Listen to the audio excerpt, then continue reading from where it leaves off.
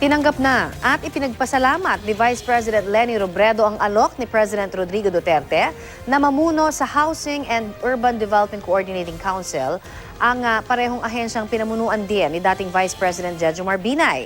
Kagabi, bumalik naman sa Davao City si President Duterte sa kabila ng banta umano ng teroristang grupong ISIS sa lungsod.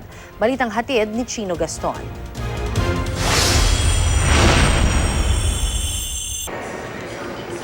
Balik Davao City muli si President Rodrigo Duterte bago pa man matapos ang work week. Hindi pa diyak ang plano ni President Duterte pero dati na niyang sinasabi na balak niyang magpabalik-balik sa Davao City. Pero sa gabi ng kanyang pag-uwi, sasalubungin siya ng banta ng ISIS sa lungsod. Ayon kay Davao City Vice Mayor Paulo Duterte na tumatayong acting mayor, nakatanggap ng banta ang lungsod mula sa teroristang grupo. Bineberipika pa ito ng mga pulis at sundalo sa lungsod. Ako na silang gi-inform na i-beef up ang ilahang intelligence gathering and tanan, pati ang security sa boundaries sa Davao City. Be vigilant, no? Kung may mga kaduda-duda nga tao nga inyong nakita diha nga dili member sa inyong community nga kalit lang ni sulpot, kung kaduda-duda mga linihukan. Wala pa raw natatanggap na kaparehong impormasyon si AFP Chief of Staff Lieutenant General Ricardo Visaya.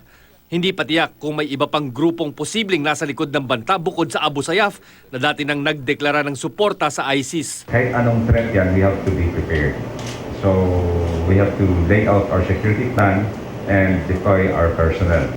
Bagong umuwing Davao City ay inanunsyo na ng Pangulo na magiging bahagi ng kanyang gabinete si Vice President Leni Robredo. Alam mo ma'am kasi naman kita para mahinto na itong tanong-tanong.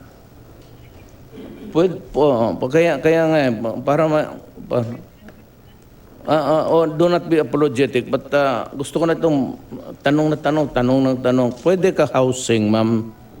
Can you be the housing secretary? Tanggapin mo, ma'am? Yes. Wag na, ma'am. Kunin mo na lang, the executive secretary will hand you the appointment. Tinanggap na at ipinagpasalamat ni Vice President Robredo ang alok na mamuno sa Housing and Urban Development Coordinating Council o HUDC. Posisyong hinawakan din ng dalawang sinundan niyang Vice Presidente. Chino Gaston, GMA News.